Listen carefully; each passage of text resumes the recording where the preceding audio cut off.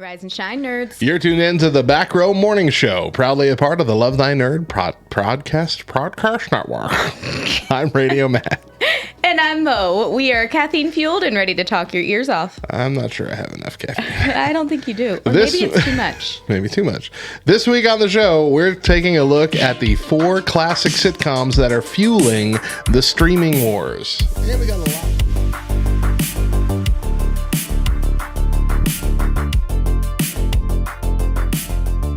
All right, so we're going to move into our main topic for the week by starting with a kickoff discussion with our Discord, but not the way that we normally do it. We don't have people in the chat, but we have a lot of responses from the people in our Discord about the topic today. Let me explain what we're going to be discussing. Sitcoms, specifically the sitcoms that streaming services have been using as a base layer to keep fans subscribed. The big 4 streaming services all have one long-running classic series that have millions of fans who love to keep the show running on repeat. And today, we're going to talk about the most well-known for their streaming run, having been first a big draw for Netflix. Gosh, I got the hiccups. And now Superpower engaged. I was about to say. And they're gone. And now doing a lot of heavy lifting for Peacock. We're talking about The Office. And here's the interesting thing. I chose this one to be the one where our Discord chimed in because I know Mo doesn't like The Office. Mo's not a fan. And I'm aware that The Office is wildly popular. And so I'm like, let's go to Discord. Let's see what people think. And boy, was I surprised at some of these responses. So let me read to you a few responses.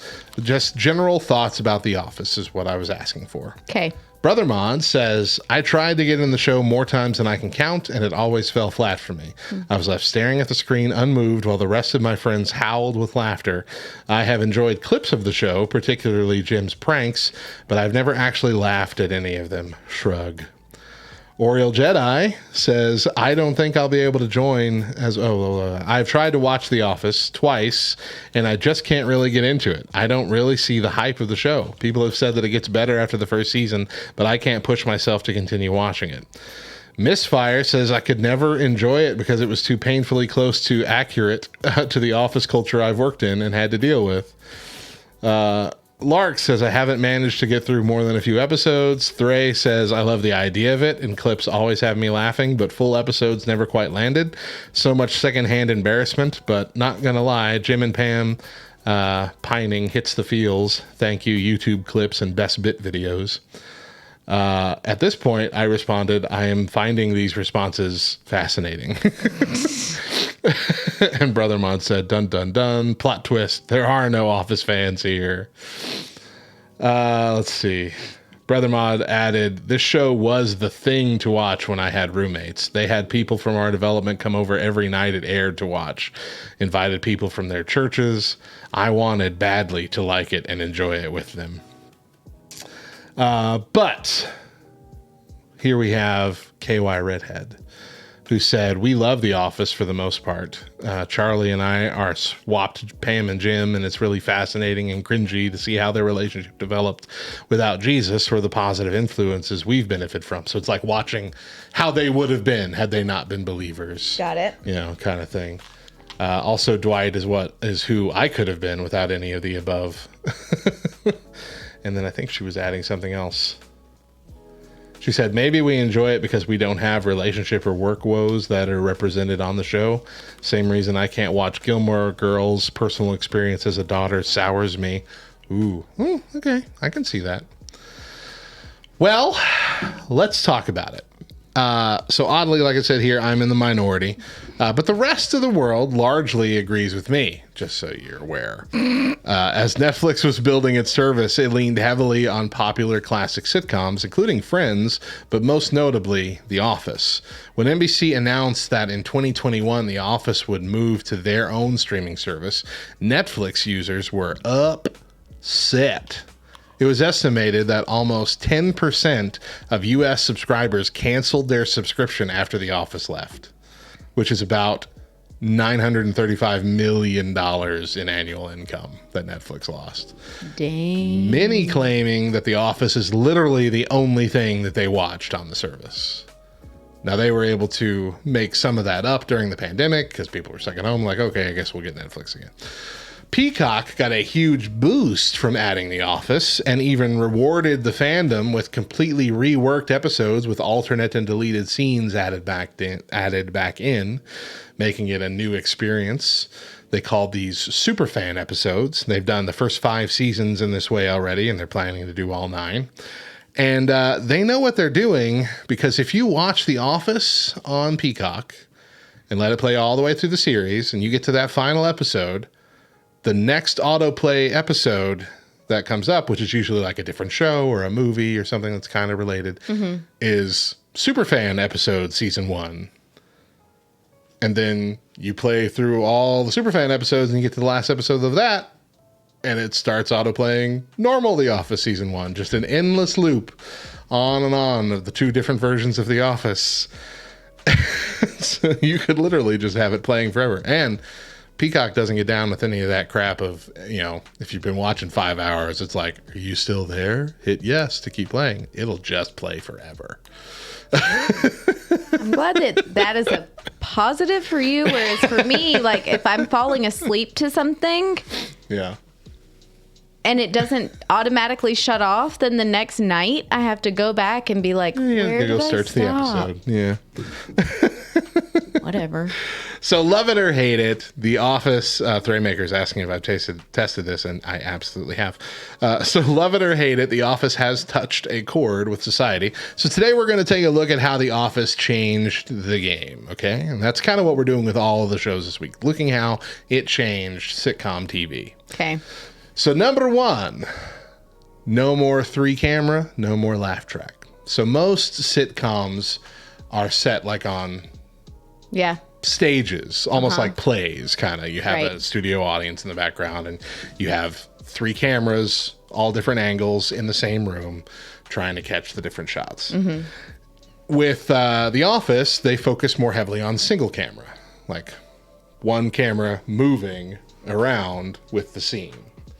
And so it would move to whoever's talking, or it would be like the steady cam where they're giving the interviews and stuff like that.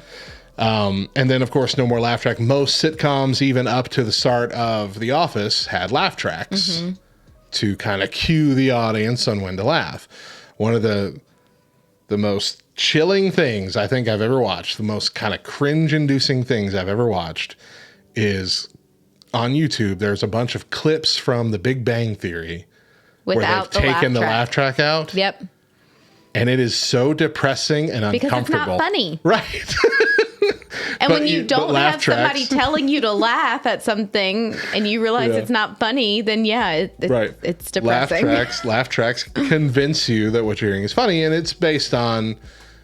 It's similar to like the movie theater. If you go to a movie theater and you're the only one in the theater, or there's very few of you in there, you're not likely going to laugh out loud because it's kind of uncomfortable.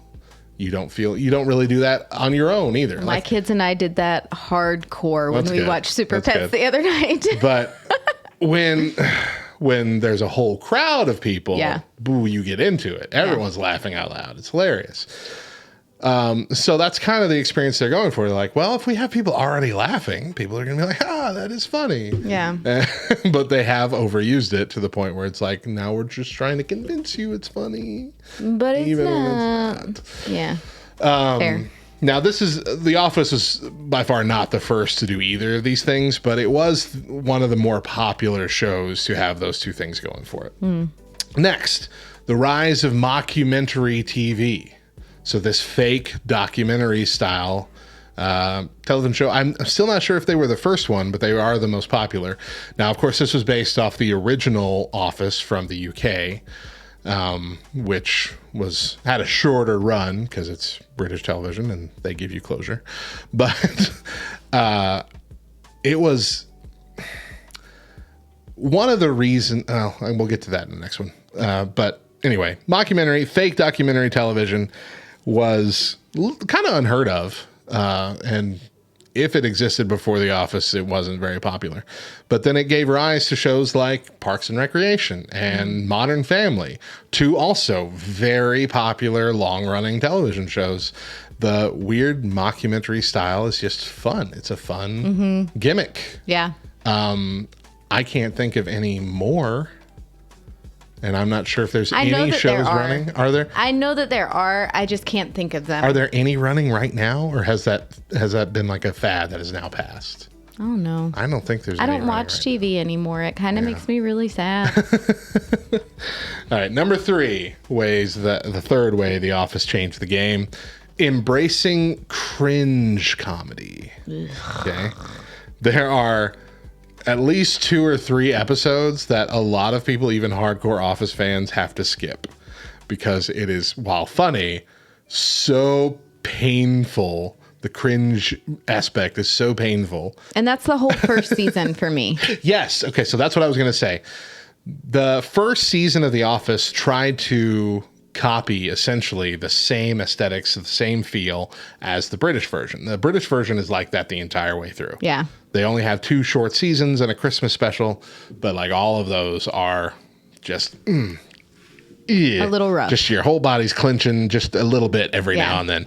And so The Office here in America tried to do the exact same thing, but American audiences typically aren't really looking for that. And so they had to retool it for season 2, and by season 3 they had it nailed down with the new feel for it. But you still had a lot of cringe-worthy moments. They just didn't do it like for the whole episode, except for these occasional ones. The one that I can't stand is Scott's Tots. Now, Scott's Tots is an episode where we find out that Michael Scott, 10 years ago, thought that in 10 years' time he'd be a billionaire. And so 10 years ago, he promised an entire 2nd grade class that he would pay for their college. And in that whole 10 years' time, he keeps thinking it's going to happen. I'm going to make it happen. I'm going to get there. I'm going to make it happen. And then it has been 10 years. And they're all going to be going to college. And they all have like shirts, and they've been sending him letters and doing all the, they've been a thing. The Scott's Tots thing has been a big deal for these kids, and we've never heard about it until now. And he has to go and say, I don't have any money. Wow. Wow. And then he's like, but you can't go to college without laptops. And he pulls out a suitcase, and you think for a second, oh, he got them all laptops.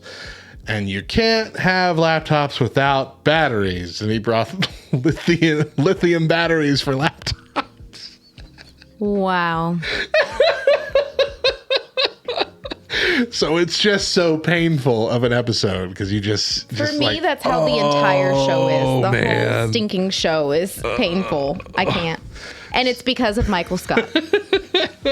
The whole thing. I like Jim and Pam. I even like Dwight. Mm-hmm. I like most of the characters. But Michael Scott, I just can't. I love it. I can't. All right. The next thing that The Office did to change sitcom culture was investing in digital content. They were one of the earlier adopters of like webisodes from the show. And they created several different like mini series for online only, usually utilizing the secondary characters, the side characters, and giving them like a full story online, which is really cool. But the number one thing that The Office did, which Mo, you might not think this is a good thing. Yeah, whatever. Is it saved TV from going exclusively reality TV. This was the early 2000s was the height. Yeah. That's when reality TV was really taking off. It is super inexpensive to make compared to sitcoms. And you can get so much content out of it because a lot of these reality shows are like recording people 24 hours a day. Like this is cheap, quick, easy, and most people loved it. And so every network was changing all of their primetime viewing shows to reality shows, be they competitions like singing competitions, American Idol or whatever, Survivor, Big Brother, all cooking competitions, Hell's Kitchen, MasterChef, all those were coming out and becoming the primetime shows on the networks. And The Office was one of the few TV shows that were able to claw out a portion of the nighttime, the primetime slots and say, no, we're still here. We can still make really good, worthwhile comedy that's worth investing in. And I remember that paved the way for all of Thursday night on NBC again to be comedies. And it was The Office, Parks and Rec, My Name is Earl, and Community. And that was my favorite 2 hours for like 4 years. And none of them had laugh tracks. 2 of them were mockumentary style. All of them were very kind of different shows compared to what we're used to seeing in sitcoms. Like it gave us faith in sitcom TV again. Well, and I will say, like, I love reality television. But there is something to be said about a good sitcom that you can just kind of get lost in and not really have to be super invested in the characters and kind of can skip an episode and pick right back up. But that's not The Office. Here's what I have to say. I love cringe comedy because I know that it's fake. When I get cringiness from reality TV shows, I'm like, this is actual humanity on trial, and I hate it. Okay, and then here's the flip to that. Like, people watch sitcoms and find themselves in the characters. Like, that's why you get so invested in the show, is because you find yourself or you find someone who you love and care about in one of the characters. And for me, having a character like Michael Scott drives me bananas. The thought that my boys could watch this show and be like, I am totally Michael Scott, because there's a lot of Michael Scott in both of my children. I do not ever want for my kids to aspire to be like him. No. For everybody on Twitch, you're holding it close to your microphone and not to the camera. The Dundies. How can I explain it? Earned that award for winning an office trivia contest here at Blackwater Coffee. You earned an award. All right, that is all for this discussion. But next time, we're going to talk about the other early Netflix darling. All right, this week we are talking about sitcoms, specifically the sitcoms that streaming services have been using as a base layer to keep fans subscribed. The big 4 streaming services all have one long-running classic series that have millions of fans who love to keep the show running on repeat. And today, we're going to talk about the other sitcom that was doing heavy lifting for Netflix for years before it was acquired by another streaming service. It's HBO Max's Friends.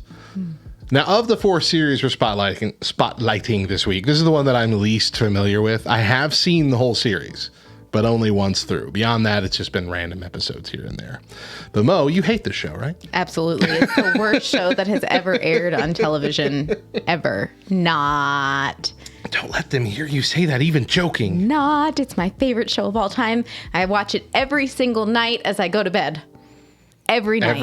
Every night. To this day.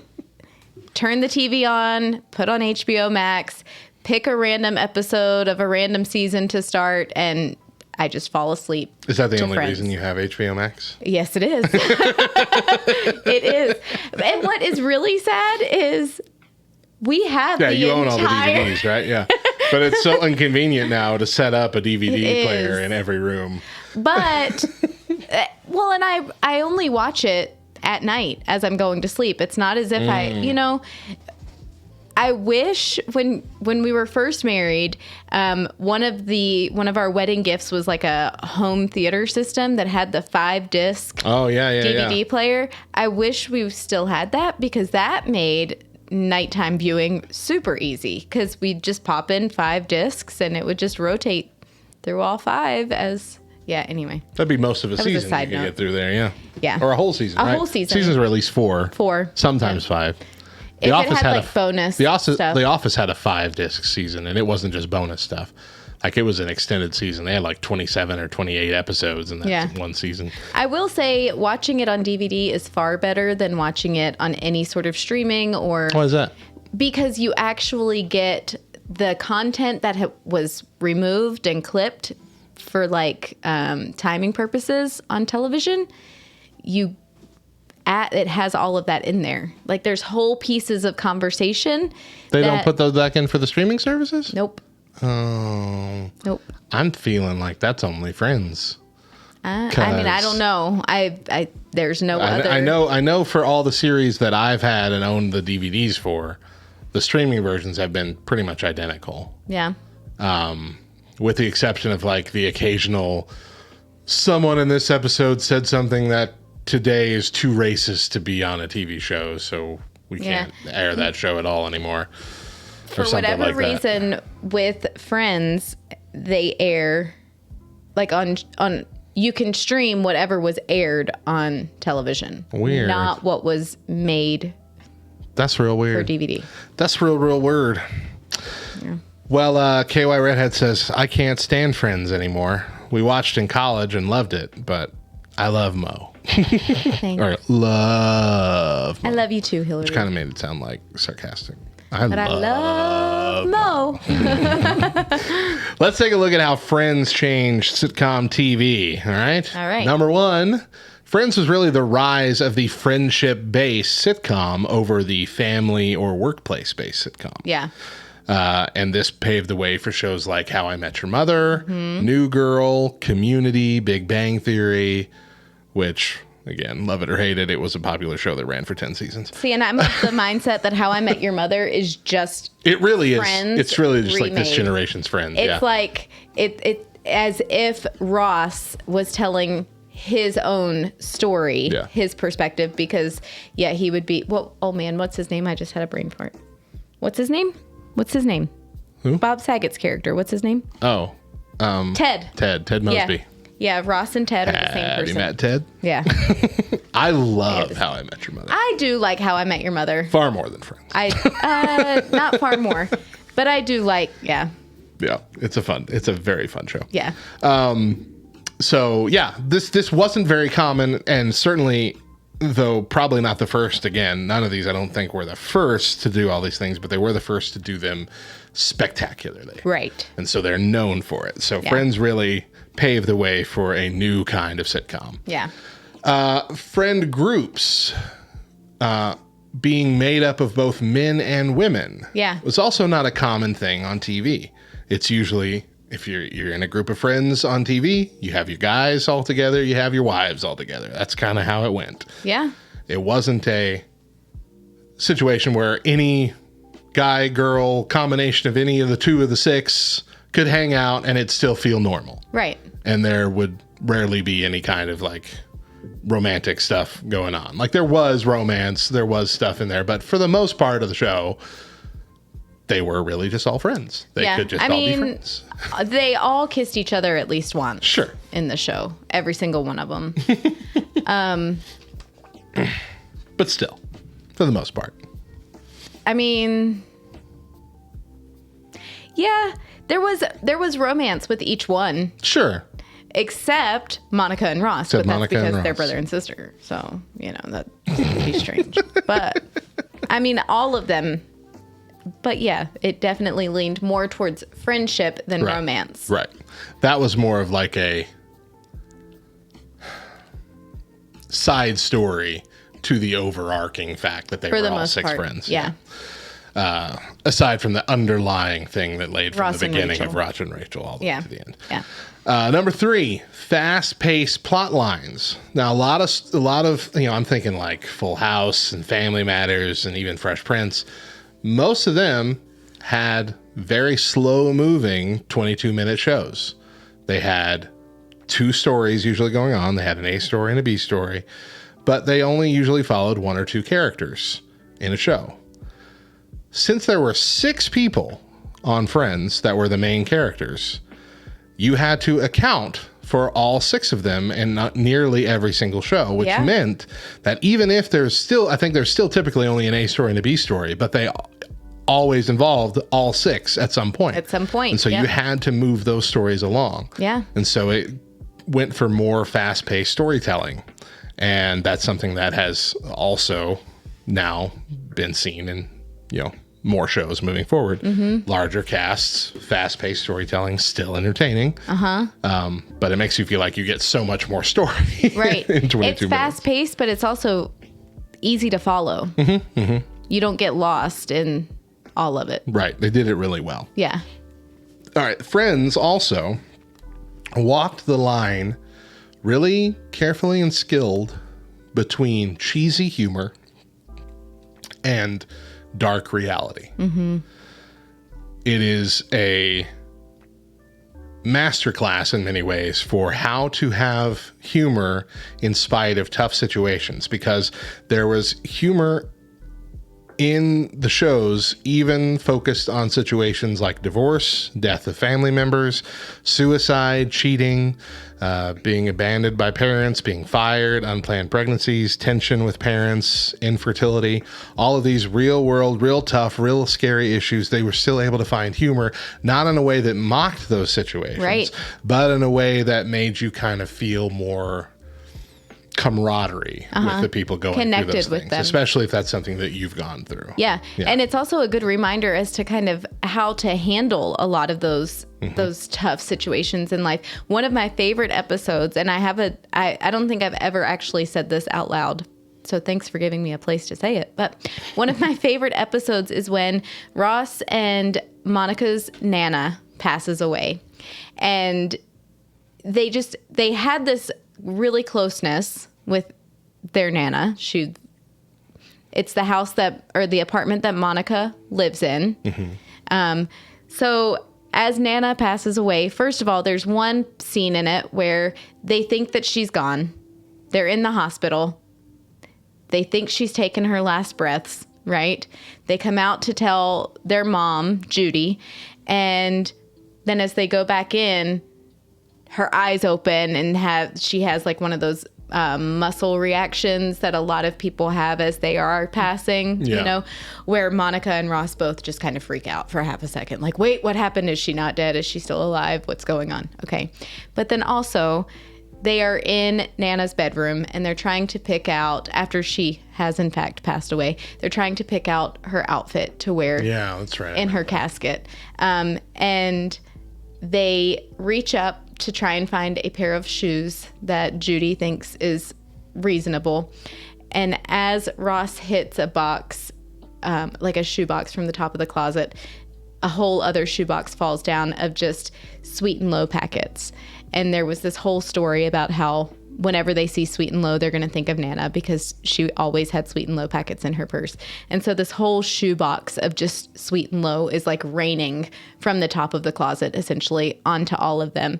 And it was just one of those like moments of, yes, this is tragic. And yes, this is incredibly devastating that we've lost someone who means so much to us. But there's this simple reminder of her every time that we see these Sweet and Low packets, even the ones that are raining down on our head from the top of her closet as we're trying to find a pair of shoes that our mother sees fit to put her in the ground in. That entire episode is just one of my favorites, just because of the way that they handle death, and they handle death with someone who is incredibly close to them with humor and, an honest, realistic look in a tough situation. Yeah, I agree. It was a good episode for sure. That's one that I do remember, one standout that I do remember pretty clearly. Yeah. So the last one that I have here, and it's just labeled Pottery Barn. Yeah. And the reason why this is so significant as things that Friends changed for television is that up until this one episode where who was it? It was Rachel Phoebe and Rachel. Phoebe and Rachel. They're living together. Phoebe is 100% against Pottery Barn. Right. And so Rachel buys at a Pottery Barn, but says she got it at a thrift store or something like that. A flea market. Flea market? Yeah. All right. From the times of yore. The fact that they talked about Pottery Barn so much in this episode, it gave Pottery Barn a significant boost in sales for a long time after that episode aired, simply for the word of mouth, simply for, people that didn't know what Pottery Barn was and never been in it. Right. Now they kind of knew. That's where that Pottery Barn craze started. Mm-hmm. Oh, yeah. KY just asked that. Friends is what started the Pottery Barn craze in the 90s. And the reason why that was so significant is because up until this point, most like product placement, quote unquote, kind of stuff only really happened in kids shows because it was like advertising toys or food or all this kind of stuff. You would see, Coke cans and whatever in movies but and even stuff like that. It had to be like... No. I mean, in movies and stuff. In TV shows, they blur them out because they don't want to. It's a fine line. Like sometimes Coke will, like Pepsi or whatever, will pay a movie company, hey, let us be the only soda featured in your movie. Yeah. But then on TV shows, you're like, no, you want to use name brands, you need to pay us. Yeah. Kind of thing. And that's why there's Let's potato chips in nearly every sitcom. Because it's a fake brand that they can continue to use. Anyway, Pottery Barn got such a big boost from that this kind of became a thing that happened in a lot of sitcoms moving forward, but they're usually pretty subtle about it. It's usually it's like a part of the story. We mention the thing, but we're never like there. Right. And it's not like we're just heralding it as this big thing. Community went the other direction with it and just went over the top every time they had one of these kind of product placement type things that are a part of the episode. They had Subway buy the college and turn it into a Subway sandwich university. They had an episode about a very persuasive kind of sneaky guerrilla marketing salesman guy who fell in love with Britta, who only existed to sell Honda SUVs and Honda cars. And that was the whole episode about how they could still be together. And he could, if they both, worked for Honda, and he had the CEO or whatever, talking to them and said, y'all are a perfect salesman team, kind of thing. Like they leaned heavily into it. They were going to start an astronaut, like a space exploration training class or whatever. Mm-hmm. And they had the KFC's finger licking good space system old ship RV thing.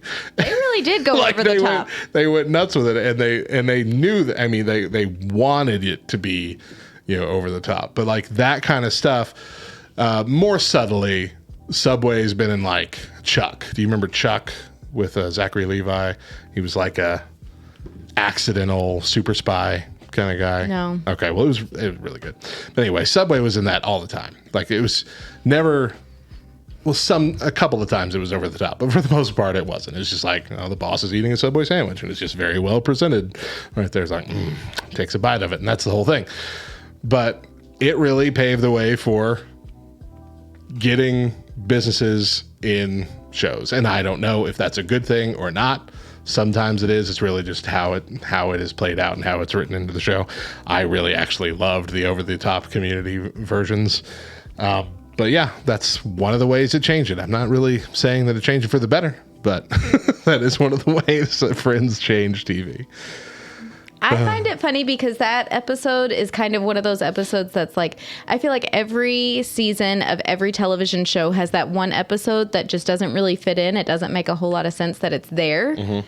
It was a filler episode to get them to however many episodes they needed for that season.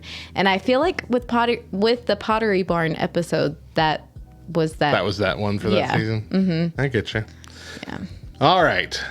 Oh, let's see here. Brother Mod said, Apple paid a considerable amount for Marvel to not have a villain ever use an iPhone. Yeah. Yeah, that's the kind of stuff that we deal with now. My goodness. All right, well, that is all for our discussion on Friends. But next time, we're going to talk about the show that Netflix is clinging on to today. This week, we are talking about sitcoms, specifically the sitcoms that streaming services have been using as a base layer to keep fans subscribed. The big four streaming services all have one. One long-running classic series that have millions of fans who love to keep the show running on repeat. Today, we're going to talk about the current sitcom that is doing heavy lifting for Netflix. The show about nothing, Seinfeld. Seinfeld is a classic change up to the sitcom formula. Are you a fan, Mo? Of Seinfeld? I don't think I would say I'm a fan. Okay. But I don't hate it. Okay. When Seinfeld first came out, I was more of a Mad About You fan. Mad About You was good. That was my favorite show. Really good. Is it anywhere on TV? Yeah. It's streaming somewhere. I've watched it in the last few years. I may have to go find it. Might be Hulu? And start watching it again. Because that was, between the two, Mad About You won all day, every day. I enjoyed Seinfeld. There's episodes that I think are funny, but eh. Mad About You was a really good... It was a really good family comedy because it was different from the other family comedies because there were no kids. Yeah. It was just adults that were married and trying to be a family. Yep. And yeah, that was interesting. But anyway, I get it. I understand. Yeah. They even had a little bit of a crossover, right? Yeah. Because his old apartment was actually Kramer's apartment or something like that. Yeah. That was funny. And then they had a crossover, of course, with Friends, with Phoebe's sister Ursula. And then they brought that character into Friends. I thought that was brilliant, too. I know. Loved it. Yep. Loved it. But anyway, we're talking about Seinfeld. Let's take a look at how Seinfeld changed TV. So there's a lot to talk about here. First of all, Seinfeld abandoned the moral at the end of the story kind of sitcom. Yeah. It allowed comedy to just exist in a vacuum. One of the key things that they set out to do at the beginning was make sure that none of the four characters ever learned a lesson. Yeah. They didn't want these characters to grow. They didn't want them to become better people. They wanted them to just have their experiences and then just continue on. Yeah. Yep. And you can see that. It was harder to see maybe when it was originally airing and you're watching one a week, for 9 years. But like if you sit down and just binge watch all these things, you're like, man, does he not remember what happened 2 years ago? Right. Like, no, he doesn't. He doesn't. Yeah. Or he thinks it'll change this time. It'll be different. It was the quintessential do the same thing over and over again, expecting a different result, but never getting that different result. Insanity kind of character. But I do like that. While I'm fine with moral at the end of the story kind of shows, where you're like, well, I guess I've learned that blah blah blah. That's fine. And we got that with Family Matters. We got that with Fresh Prince. We got that with Full House. We got that with Sister and Growing Pains. Boy Meets World. Yeah. All of those shows. Plenty of them. All fantastic shows for the most part. Hanging with Mr.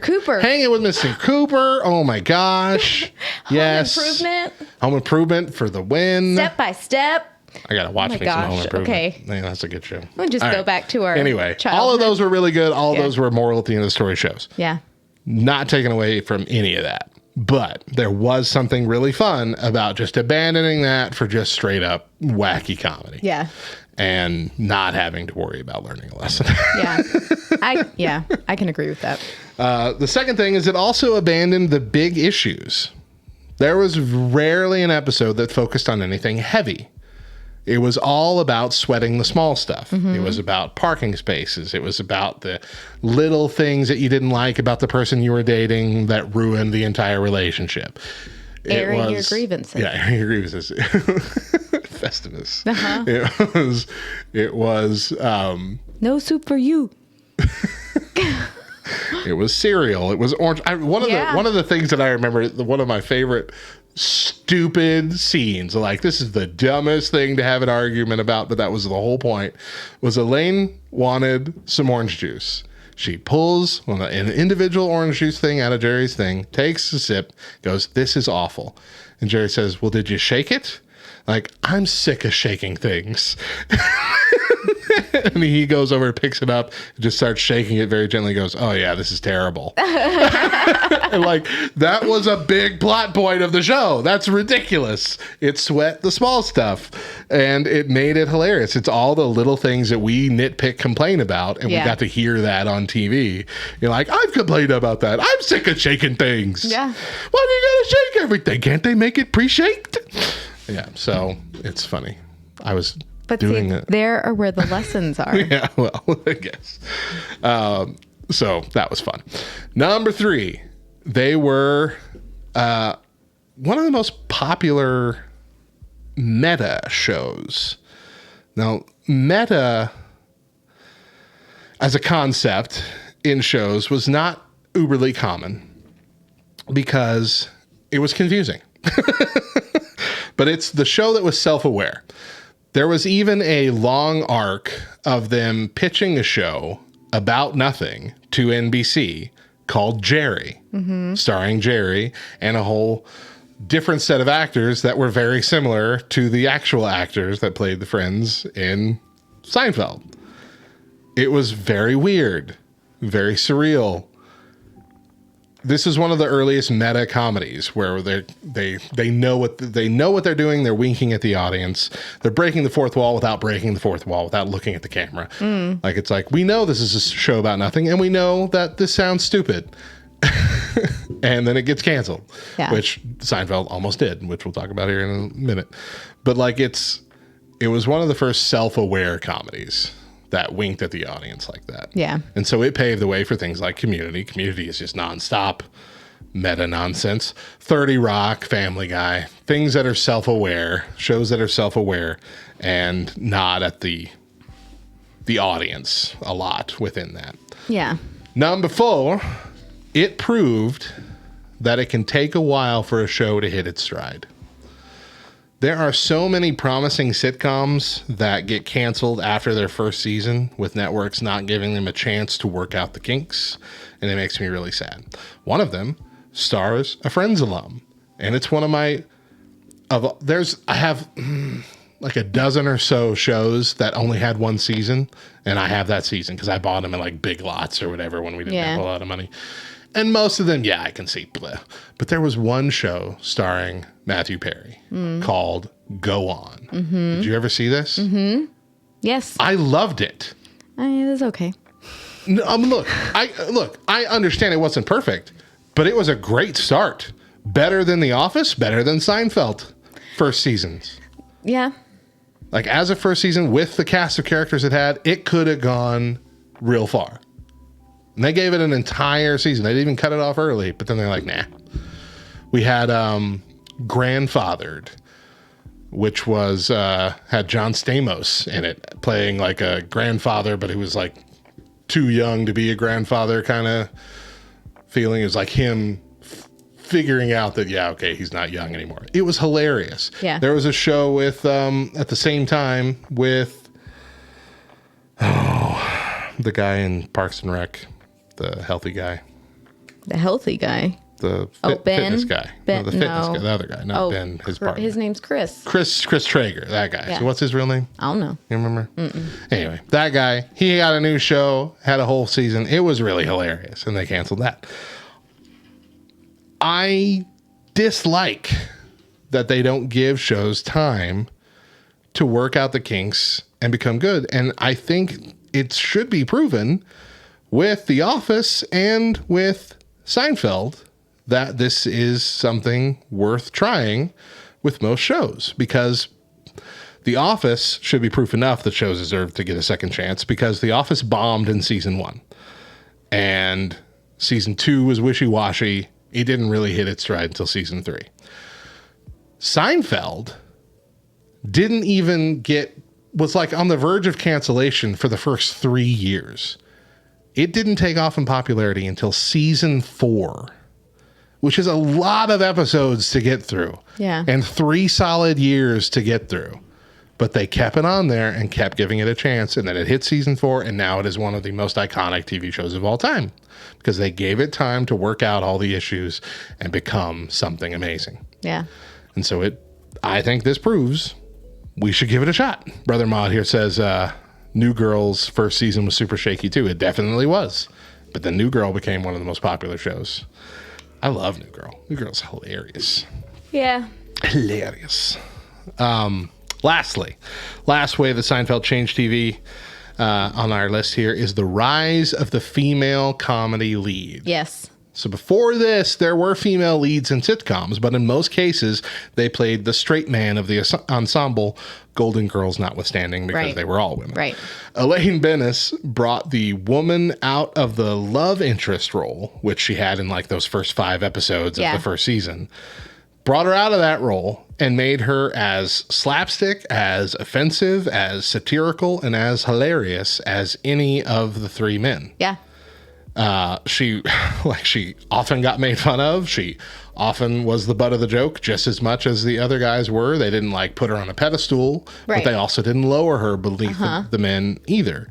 Like she was co-equal in presentation of the show. And it paved the way for other comedy leads like Liz Lemon in 30 Rock, Jessica Day in New Girl, Kimmy Schmidt in Kimmy Schmidt, Unbreakable Kimmy Schmidt. Yeah. Like it was a big deal. It was a big deal. And so that's kind of what we've always wanted, right? I mean, you can speak to this better than I can, but we've kind of always wanted not women put on a pedestal over the men and not women beneath the men. We wanted equal. For them to be seen as equally as funny, talented. As good. Right. If there is a television character that I feel like, one, I want to be most like, and 2, that I do kind of feel like I'm most like, it is Elaine. I do kind of have, she doesn't have like girlfriends, you know, she's more of a guy's girl, has this group of dudes that she just typically hangs around with, but she can hang with them. She doesn't have to be like babied and, like they don't have to soften themselves around her for the sake of her. Kid gloves. Yeah. And that but exactly, she's hilarious. She is just as hilarious as the guys are. Serves her own right, has her own way, just very much one of the comedians, just like George, Kramer, and Jerry. I like to think that is me. Sort of. You also can dance, so. Hey, I actually can dance. Thank you very much. I got rhythm and funk. You got rhythm and blues. Whatever rhythm you think you have gives the rest of us the blues.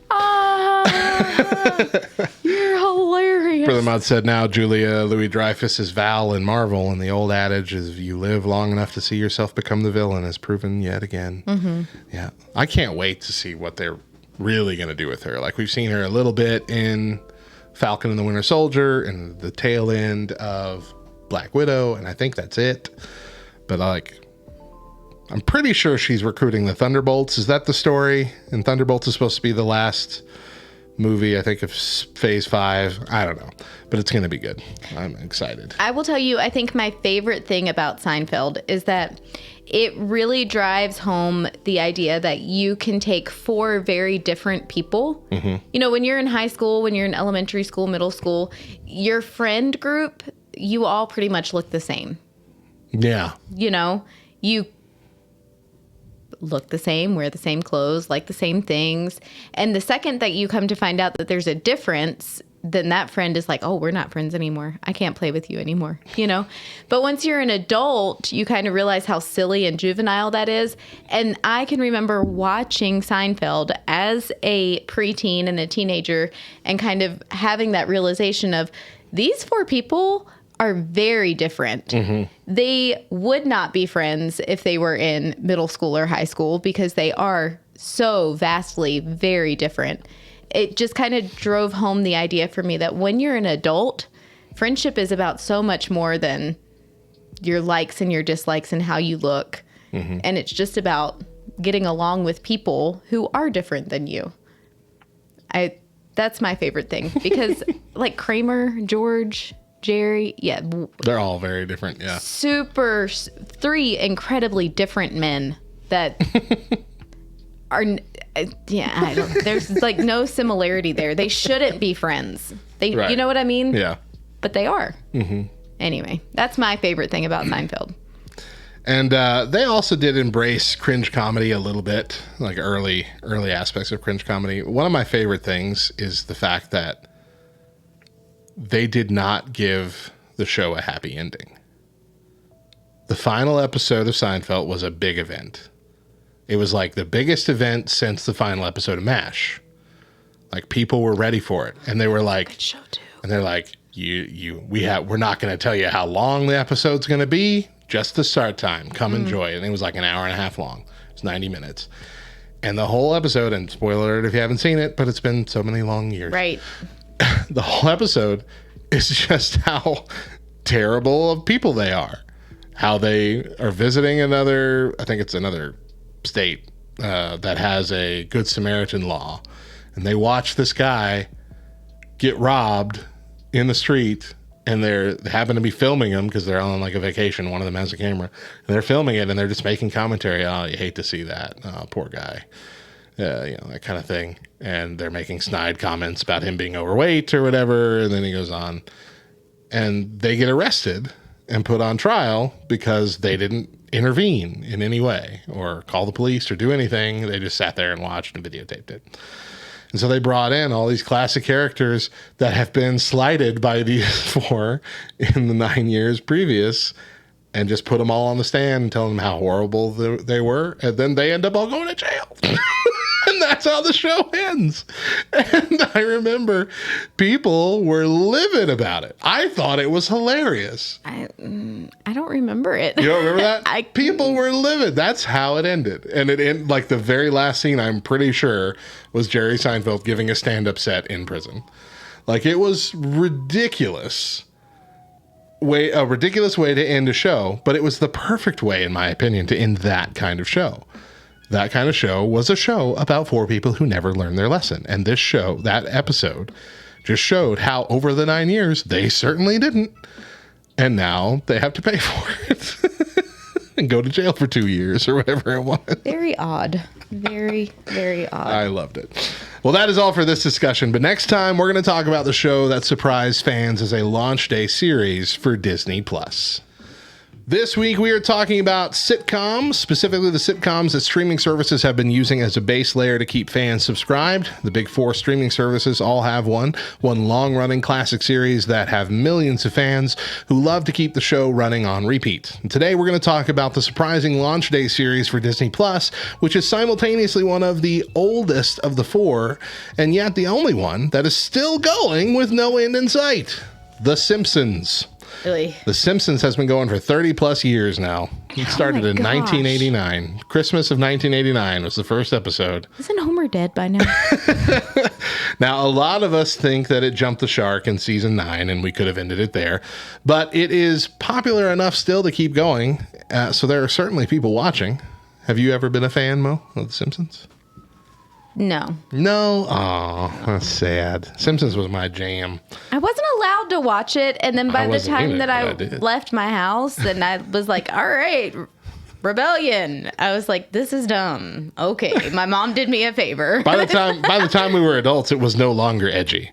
Like this wasn't edgy anymore. There was Family Guy, there was South Park, there were all those other things going on at that point. But I also hated all of those too. So yeah. Get Big and says, hot take, Simpsons are no longer funny. That's not a real hot take. Like I said, most of us think it peaked at season 8, could have ended by then, and we could have been good. But it has been such a long-running show that obviously it has changed TV in many ways and many times over the years. So we're going to take a look at a few of those ways, a little more than the last 3. We have a few more. So number one, this was the sitcom, the family sitcom, where satire became the main focus. So family, politics, workplace, school, every aspect of the normal life was looked through a satirical lens. Yeah. And this was often mistaken for the show promoting bad behavior.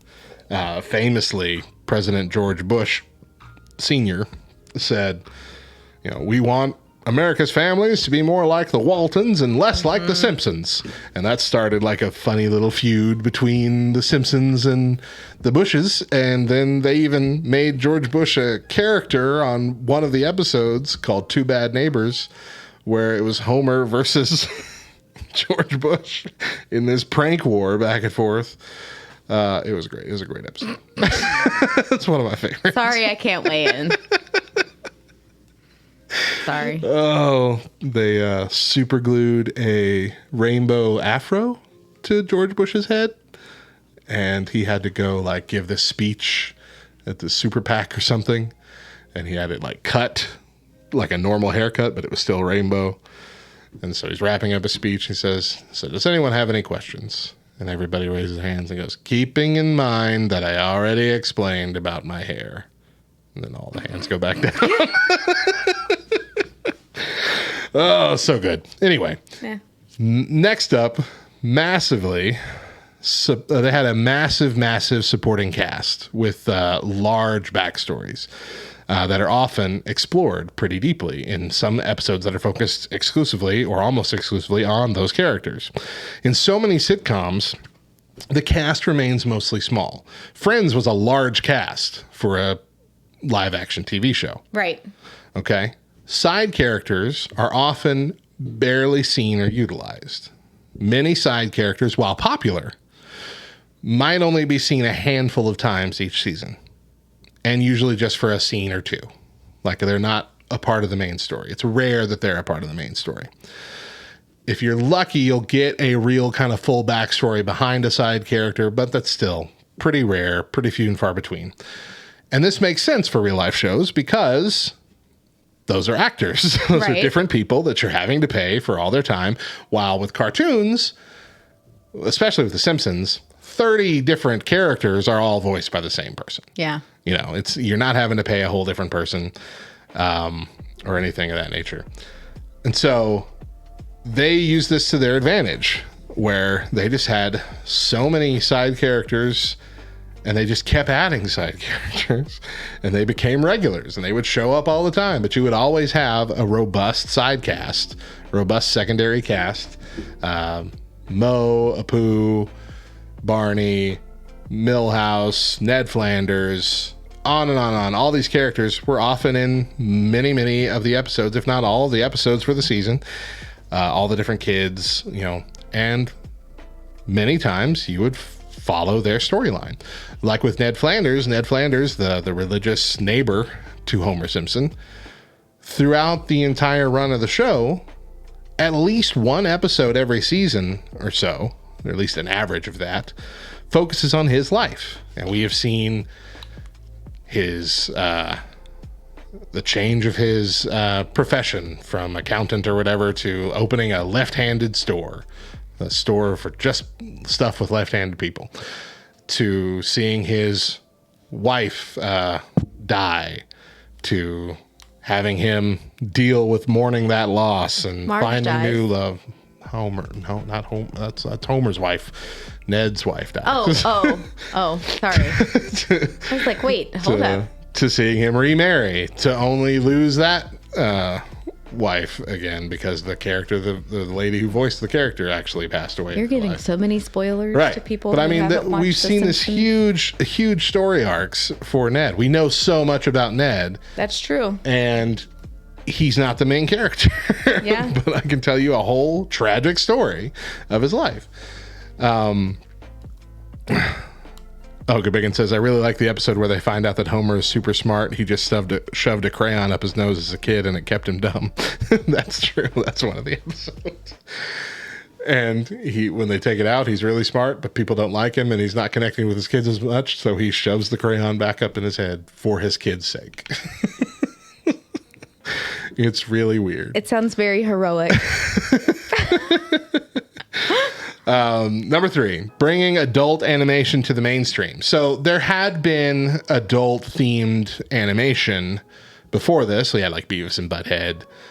Technically Ren and Stimpy was supposed to be an adult thing, but they somehow started putting it with all the kids shows. Ren and Stimpy's not a kid show, guys. And it never love should have been watched when we were little kids. Loved Ren and Stimpy. Would never be given a Y7 now. Never. I mean, that's because kids these days are soft. They're all snowflakes. They have to be handled with care. Oh, little cupcake, so fragile. I said a snowflake. I was doing something else. Oh, my bad. I'm not. Okay. Can I not give my own allegories? I don't treat cupcakes Gracious. with care. I destroy them and then eat them. But anyway, technically, I guess the Flintstones was the first like primetime show that a lot of adults watched, but it was still made for kids. It did have aspects for adults, like most good cartoons do, but it wasn't really an adult-themed cartoon. It didn't deal with adult issues in the way that like The Simpsons and things do. And so this kind of paved the way for shows like Family Guy, American Dad, King of the Hill, which I love, Bob's Burgers, which I love. Have you ever watched Bob's Burgers? No. It's so good. King of the Hill, King of the Hill is really good. King of the Hill. I really did like King of the Hill a lot. What? Bobby? I probably only liked King of the Hill so much, though, because, like, that is the people I grew up with. Those are my relatives. Those are my...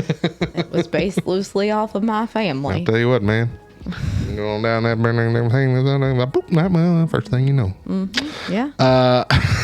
The next thing The Simpsons changed about TV was the floating timeline. Yeah. How can The Simpsons go on for 30 plus years? Because the characters never get any older.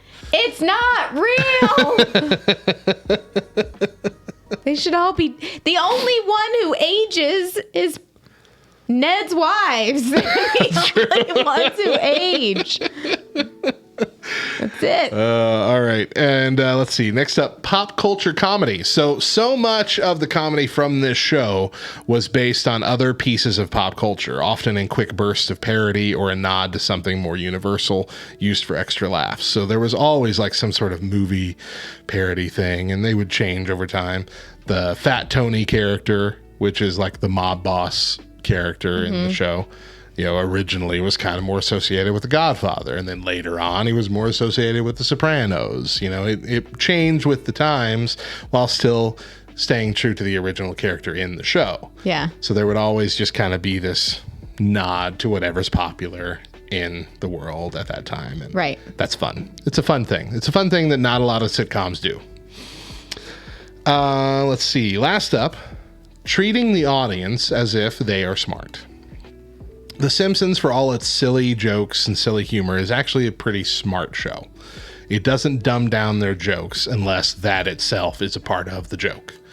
Despite the goofball antics, it has a lot of smart humor to it. They choose to avoid a laugh track, which we've talked about before, but that was very uncommon, especially in the late 80s, early 90s, to allow the audience to laugh without giving them cues.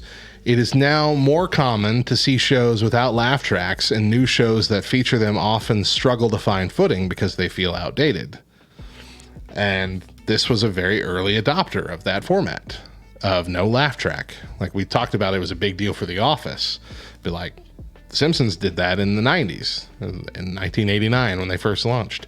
Like, we're going to be funny, we're going to make jokes, and you're going to laugh at it, and we're not going to tell you when to laugh. And that's exactly what happened. People found it hilarious. And they didn't have to have that cue to do it. Mm-hmm. So the other thing that they've done, and I didn't put this on the list, but they've overstayed their welcome. Hashtag facts. Now, like I said, they could have ended in season 8, and they could have, and it would have been a great run, and everyone would still love it.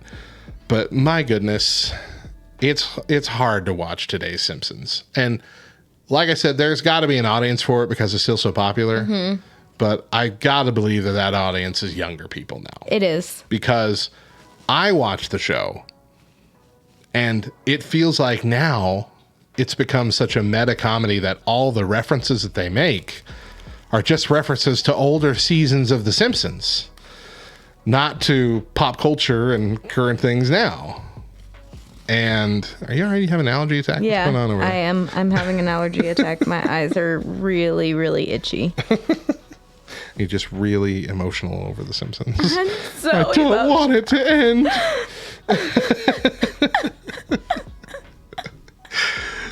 So Simpsons, look, they just came out with an article saying that they've already been greenlit, I think, through season 34, and it still might keep going. And I think they're making another movie. They did finally make a movie. That was something that took forever.